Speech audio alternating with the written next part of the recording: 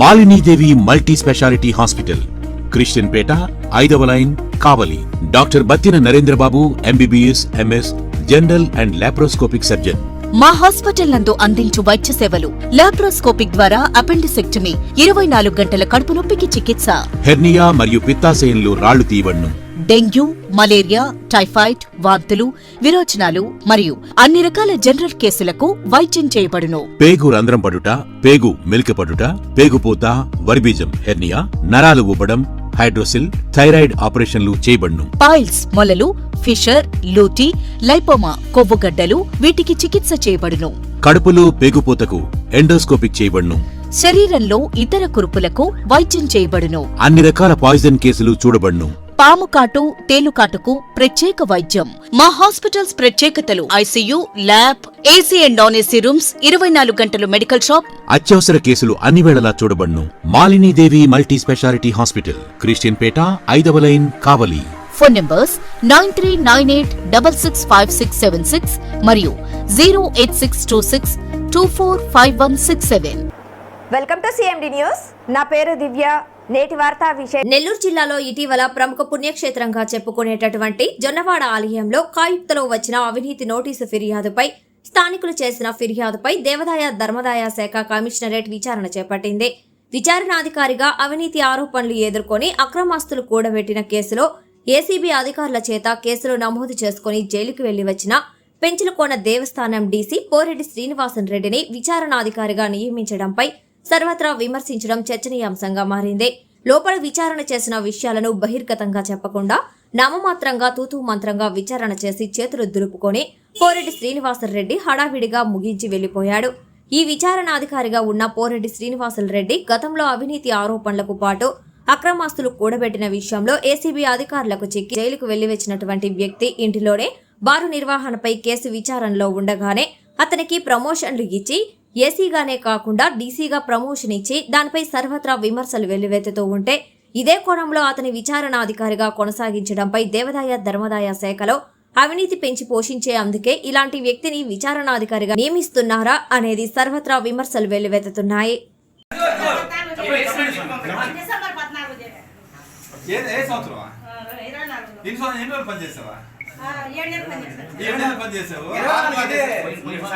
నేను వచ్చిన తర్వాత పని చేసావా? ఆగిపోతున్నాను చెప్పి నేను ఫ్రీగా చేస్తాను, సర్వీస్ చేస్తానని చెప్పాను. నా దగ్గరకు వచ్చి చెప్పావు లేదు నువ్వు? నేను ఫ్రీ సర్వీస్ అని చేస్తాను సార్ అని చెప్పావు.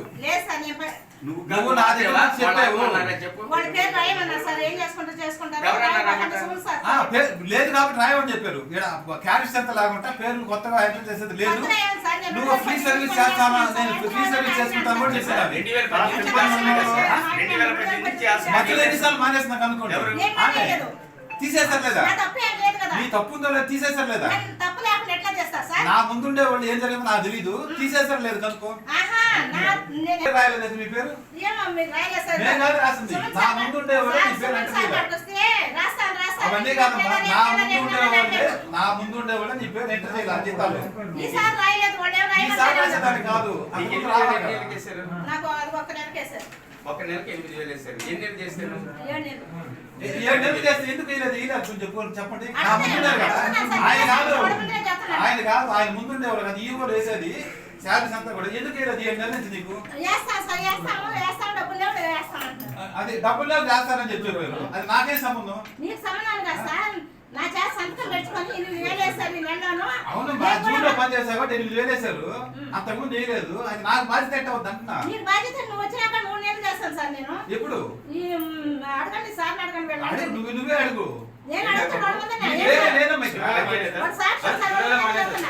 జూలైలో మానేశారా? అవును సార్, జూలైలో. పోయిన నెల కాకుండా అంతకుముందు నెల ఎట్లా చేస్తారు సర్వీస్? పోయిన నెల కాకుండా ఫ్రీగా చేస్తాను నాకు కూడా చెప్పినావి.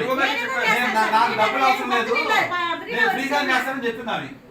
అంటే ఫ్రీగా చేస్తానంటే అవన్నీ తెచ్చుకోవచ్చు. సర్వీస్ సేవ చేస్తానంటే వచ్చేసుకుంటాం కదా. అవునులేండి, సేవ చేస్తానంటే తీర్చుకుంటాం. సేవ చేస్తారు. ఉంటే ఆర్జేసీ ఏడీసీ వస్తాడు. ఫస్ట్ గ్రేడ్ వాళ్ళు అంటే అసిస్టెంట్ కమిషనర్ ఎవరో కానీ అంటే అధికారులు వాళ్ళు ఎవరినైనా అపాయింట్ చేయాలి. నా పేరు శ్రీనివాసన్ రెడ్డి అండి, deputy commissioner and executive officer Penchalakona దేవస్థానం అండి. కమిషనర్ గారి ఉత్తర్వుల మేరకు ఈ దేవస్థానంలో ఒక చిన్న ఎంక్వైరీ కోసం వచ్చాము. ఆ ఎంక్వైరీ ఏంటంటే ఆర్ మల్లికార్జునరావు అని తను ఏంటంటే దసరాల్లో తను వస్తే ఏదో తనకు కొన్ని అసౌకర్యాలు కలిగాయని ఒక 2-3 పాయింట్ల మీద తను కంప్లైంట్ పెట్టాడు సీఎం పోర్టల్లో. దాని నిమిత్తం కమిషనర్ గారు నన్ను ఎంక్వైరీ చేసి అసలు ఏం జరిగింది ఒక స్టేట్మెంట్స్ తీసుకొని ఒక రిపోర్ట్ సమగ్రమైన నివేదిక ఇవ్వమన్నారు. దాని నిమిత్తం వీళ్ళకి నోటీసులు ఇచ్చాను మొన్న. ఈఓ గారికి ఎవరైతే కంప్లైంట్దారులు ఉన్నారో వారు కూడా వచ్చారు. వారికి జరిగినదన్నీ కూడా వివరించారు. దాన్ని నేను ఒక స్టేట్మెంట్ రూపంలో ఇవ్వమన్నాను. దానికి అనుగుణంగా ఈఓ గారిని కూడా నేను అసలు ఎట్లా జరుగుతుంది ప్రాసెస్, ఈ విధంగా కంప్లైంట్ వచ్చింది, నీ యొక్క వాయిస్ ఏందని చెప్తే ఈఓ గారు కూడా తను జరిగింది ఇది సార్ అని చెప్పారు. అదే సేమ్ స్టేట్మెంట్ రూపంలో ఇవ్వమన్నాను. ఈ రెండు చూసుకొని నేను ఉన్నతాధికారులకి నివేదిక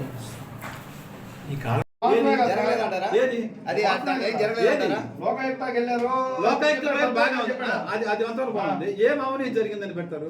అవినీతి జరిగిందంటే మీరు చెప్పాలి. అది జరగలేదని మీరు అంటున్నారు. మరి గతంలో ఉన్న పూజా కార్యక్రమాలు కానీ ప్రతిరోజు జరగట్లేదు. గతంలో వచ్చినప్పుడు ఇప్పుడు మీరు ఆదాయం పెరిగింది అంటున్నారు. అప్పుడున్న ఆదాయానికి అంతమంది ఉద్యోగులు ఉన్నారు, సిబ్బంది సఫిషియెంట్ గా ఉన్నారు, పని జరుగుతుంది. సఫిషియెంట్ జరగలేదంటే అవినీతి జరిగిందనేది అర్థం. మీరు ఆదాయం పెంచినప్పుడు కూడా సఫిషియెంట్ గా సేవలు అందించలేకపోతున్నారంటే, ఆదాయం కూడా చేయలేకపోతున్నారంటే అవినీతి జరిగినట్టే కదా. ఆ నిధులు దారి మళ్ళిస్తున్నారనే కదా. సిబ్బంది జీతాలు 100 రూపాయలు ఆదాయం వస్తే 30 రూపాయలు ఖర్చు పెట్టాలా? మరి గతంలో ఎట్ట చేశారు?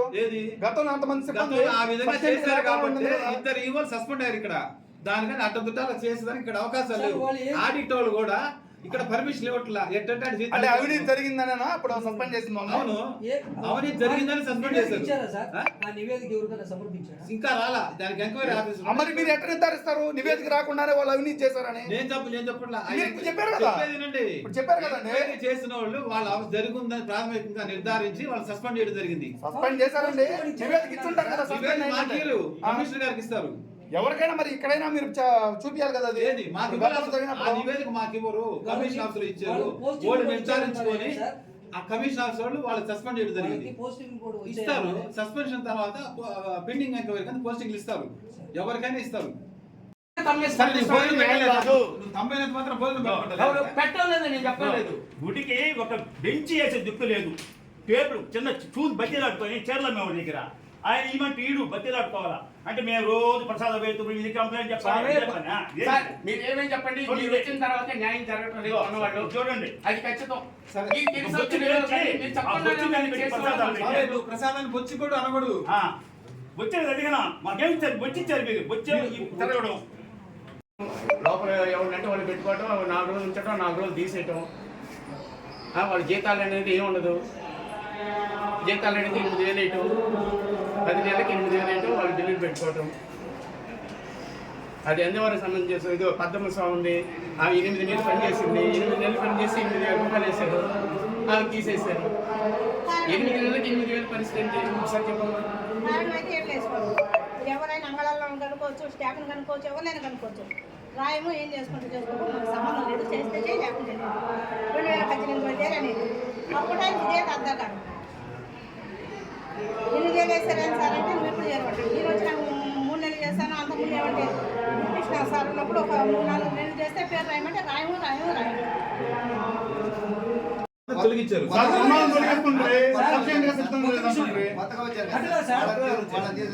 కొత్తగా వచ్చిన క్యాడెట్స్ అంతా లేని వాళ్ళందరూ తొలగించారు. నిజమే సార్, అది వాళ్ళకే వాళ్ళు జొరపలేదు కదా సార్. ఎవరో మీ బోర్డు వాళ్ళు ఎవరైనా రికమెండేషన్ పెట్టుకున్నారు. ఫ్రీ ఆడిట్ జీతాలు కూడా ఫ్రీ ఎందుకు జీతాలా?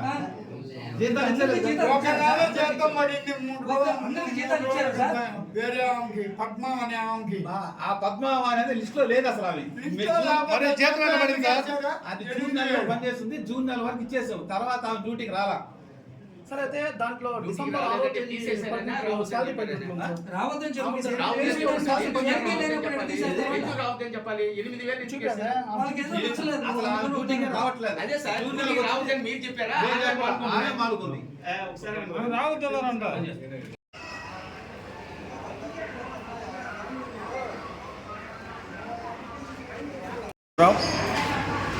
నా పేరు రాజా మల్లికార్జునరావు, ఓం నమ శివాయ ఆధ్యాత్మిక సేవా సంఘం కుచ్చేటిపాలెం అధ్యక్షుడిని.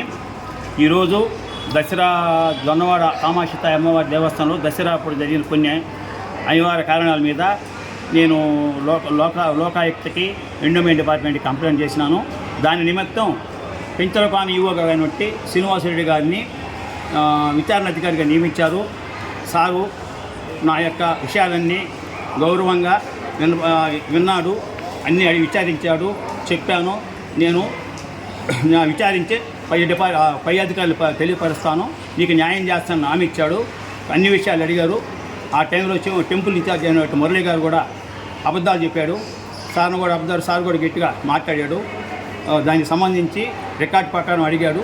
రికార్డ్ ప్రకారం అడిగితే నేను రికార్డ్ ప్రకారం ఇచ్చిన తర్వాత సారు విచారణ నిమిత్తం ఆయనకు ఒక అప్లికేషన్ ఇవ్వమన్నాడు, ఇచ్చాను. అందువల్ల మీకు తెలియపరచడం. ఆయన వల్ల న్యాయం జరగద్దని మీరు నేనైతే సార్ మీద నమ్మకం ఉంది, న్యాయం జరగదు కోరుకుంటున్నాను. నాకు న్యాయం జరగని పక్షంలో నా దగ్గరున్న అమ్మని సాక్షిగా, మల్లికార్జున స్వామి సాక్షిగా ఎన్ని అవకాశాలు ఉన్నాయో అన్ని అవకాశాల మీద నేను పోరాటం చేసిన సిద్ధంగా ఉన్నా. కానీ అమౌంట్ విషయంలో నేను వెనక్కి తగ్గే సమస్య లేదు. చాలా తప్పులు చేస్తున్నారు ఈవో గారు. నా దగ్గర కొన్ని రికార్డులు ఉన్నాయి. ఆలయ నిబంధనలకు విరుద్ధంగా కూడా చాలా తప్పులు చేస్తున్నాడు. ఇన్ని త్వరలో లోకాయుక్తకు పోయి వీళ్ళు చేసే తప్పులన్నీ మళ్ళీ ఇంకొక అప్లికేషన్ ఇచ్చి మళ్ళీ విచారణ జరపని మీకు అందరికీ విలేకరులందరికీ తెలియపరుస్తున్నాను. నేను 2018లో ఇక్కడ జాయిన్ కావడం, పనిచేయడం జరిగింది. అన్నదానంలో ఉంటాను. నాకు ఒకసారి హెల్త్ బాగాలేక నేను సెలవు తీసుకున్నాను. తర్వాత వచ్చి మళ్ళీ 2023 డిసెంబర్ 24లో చేరాను. చేరిన కాడికి నాకు యూనిఫామ్ ఇచ్చారు, కానీ నా పేరు అయితే రాయలేదు. నా చేత అయితే పని అయితే చేయించుకుంటా ఉండారు, కానీ నెలలో వచ్చి నేను పని చేసిపోతున్నాను. నా పేరు రాయలేదేమో స్వామి అంటే, ఇదిగో రాస్తాం, అదిగో రాస్తాం, ఇదిగో రాస్తామని లాస్ట్కి వచ్చి ప్రశాంత్ రెడ్డి గారు మిమ్మల్ని తీసేయమన్నారు, అందుకని తీసేస్తున్నాము, మీరు జీతాలు ఏం చేసుకుంటారో చేసుకోకూడదని మమ్మల్ని పంపించేశాడు ఈవో గారు. అదేం సార్ నా పేరు రాయండి అంటే, మేము రాయబాకు సుమను అని చెప్పేసి ఒక అధికారి, అంటే సుమన్ అని ఒక ఆయన పనిచేస్తాడు, ఆయన పిలిచి మరీ చెప్పాడు ఈ పేరు రాయబాకు అని. నేను చేసిన తప్పేందో నేను తెలుసుకోవాలని నేను అడుగుతున్నాను సార్. ఇప్పుడు 8,000 వేశారు నాకు 6 నెలల జీతానికి. ఈ 8,000 ఏం జీతము? నాకు వచ్చిన జీతం కూడా నేను అమ్మవారి సన్నిధిలోనే నాకు తోసిన వరకు ఏదో ఒకటి తీసిస్తానే ఉన్నాను. కావాలంటే అక్కడ వచ్చి అందరినీ కూడా విచారణ చేసుకోవచ్చు. ఆ పరమ పవిత్రమైన మల్లికార్జున స్వామి చేశావు, కామాక్షి తాయి మీద చేశావు. నా మీద చెయ్యేస్తే నేనేం బాధపడను.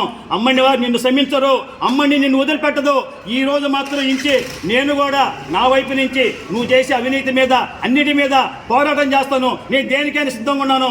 అమ్మని విషయంలో ఈ రోజు వరకు నేను ఎప్పుడు బయటకు రాలేదు. నేను ఎప్పుడు నా పని చేసుకునేవాడిని, కానీ అమ్మని రోడ్డు మీద లాగా నాకు కూడా ఈరోజు కోరిక లేదు. నువ్వు ఈరోజు ఇందాక అడిగితే నువ్వు పెడద్దరంగా సమాధానం చెప్తున్నా, కానీ సానుకూలంగా సమాధానం చెప్పడం లేదు. నేను తప్పు చేయలేదని అంటావు, తప్పు చేసిన దాన్ని మాత్రం అబ్జర్వ్ ఆడుతున్నావు. నువ్వు ప్రమాణికం చెబుతూ అమ్మని కాడికి వచ్చి నేను చేస్తా, నాకు జరిగింది అన్యాయం ప్రమాణికం చేస్తా. నేను పరమ భక్తుడిని అమ్మనికి. మీ అందరికీ తెలుసు నేను ఎవరైంది, నేను ఏం చేసే కార్యక్రమాలు నీకు తెలుసు. నీ అంతరాత్మ తప్పు చేస్తున్నావు, తప్పు దిద్దుకొని అమ్మని రోడ్డు మీద లాగబాకు. నేను దండం పెట్టి చెప్తాను ఈవో గారు, తప్పు చేస్తున్నారు చేయబాక. నేను మరీ కోరుకుంటూ సెలవు తీసుకుంటున్నా.